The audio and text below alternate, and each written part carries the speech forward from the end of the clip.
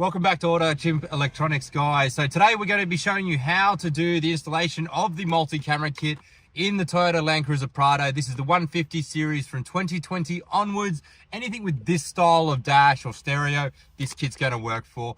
Really easy, plug and play. It will allow you to run the reverse camera anytime while driving, even when moving forward, so you can see behind you, but it will also allow you to run up to 3 extra cameras on the factory screen.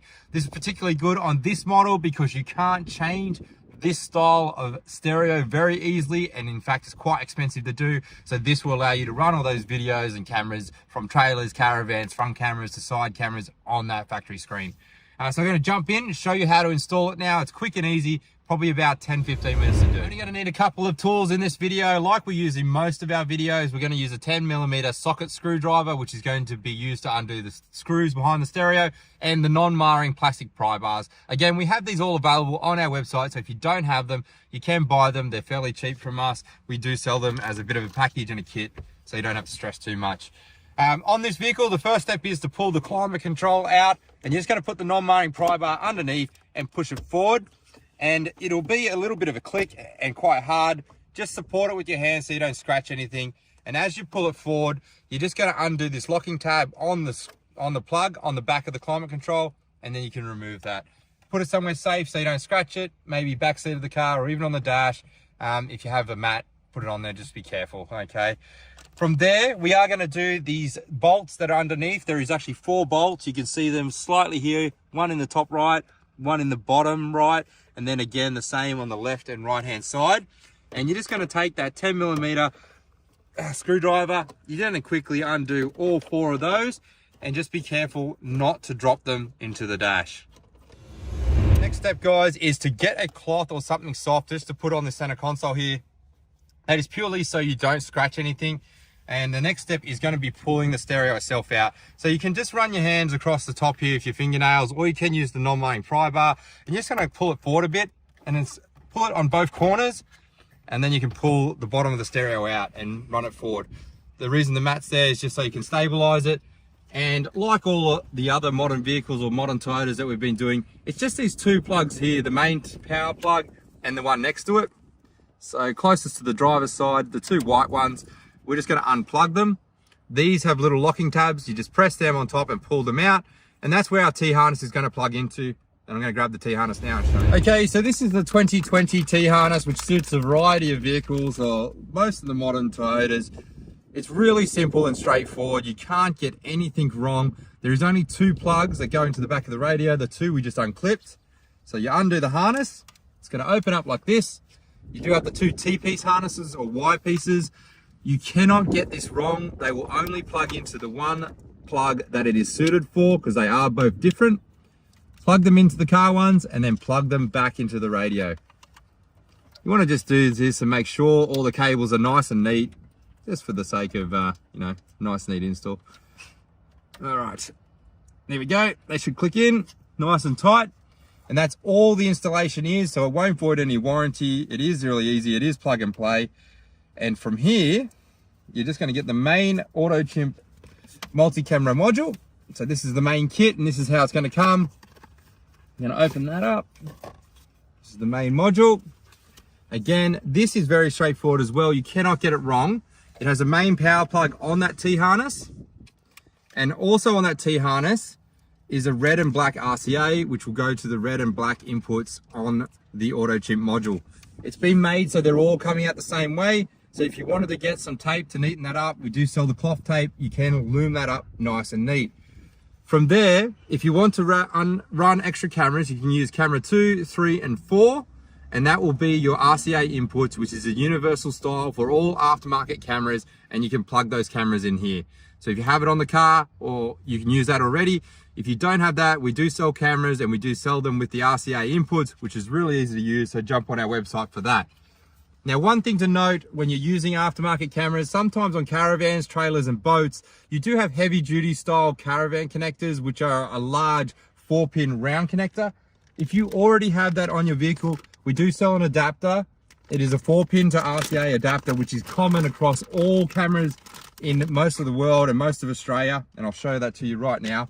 It comes out like this. So this is the 4-pin style that I'm talking about. and it converts it to an RCA. So if you have the camera already on there that's like this, get this adapter. They're only about 20 something dollars. They're on our website, AutoChimp Electronics, and that will give you the camera inputs that you need for this.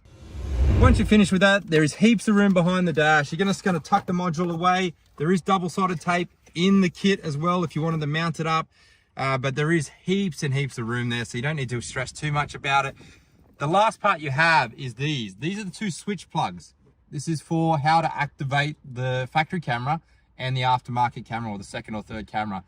These are going to come labeled. They're going to say switch 1 and 2 on them. Okay, you should be able to see that a little bit there. And switch 3 and 4, so you can't get it wrong. You're going to run these to where you want to mount them in the factory blanks that are on the vehicle, which I'll show you in a moment. And they mount up into those factory locations. So you've got a meter, so you can go either side of the driver, the center console, wherever you want to run them. And it's going to plug into these. These are your factory style switches.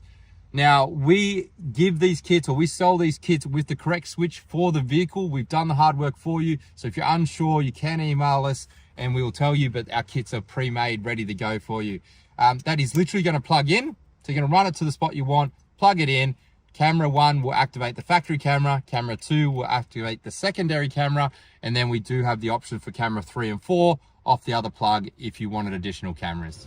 Okay guys, so I'm going to show you how to mount these camera switches depending on the style that you have. You can go for the 22mm switches, but they're only going to be a single button switch. So if you wanted to turn on the factory camera and a secondary camera, you would have to take up 2 spots. Now you couldn't do that here, but in the center console you could. But my preference is these style, the 32mm, because it will mount in this location and give you 2 cameras, the factory camera and aftermarket, in the one location. So on these Prados, this whole section is quite easy to remove. So I find it nice to actually put the non-mounting pry bar in, prop that forward. Then you can run the wires from behind the dash into this location quite easily. So we would generally, we're not going to show you on this car, we're not going to do it to waste time, but you would run that behind the dash and come out of there. From there, you can actually just pop these forward. You actually just push these little locking tabs and push it from the back and they come out. Very easy to do. And then if you wanted to mount the switch, it would plug in and mount in like that.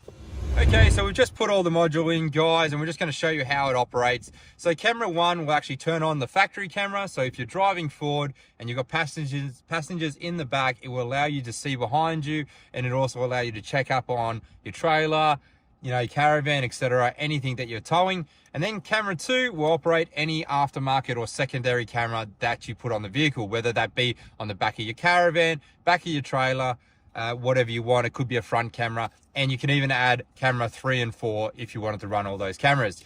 Now, the cool thing about this is it will not operate your reverse lights while driving, so you can use it while driving around during the day. And also for the secondary camera, this is really good because when you put the car in reverse, automatically it will show the reverse camera that's on your car still. But if you needed to see behind your caravan while parking, you could put camera 2 on and it will override the factory reverse camera and allow you to park correctly, seeing the view on the back of the trailer.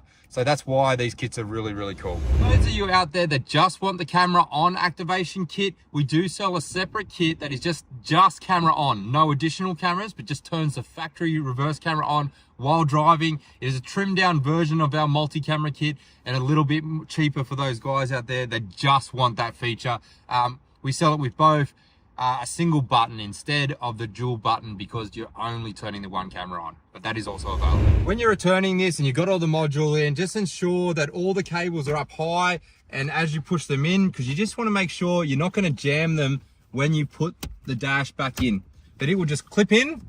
And then you check underneath to make sure there's no wires behind the bolts that you're actually going to do up, okay? And then literally just put the 4 bolts back in, plug in the aftermarket, or sorry, the climate control, plug it in, push it in, and the job's complete.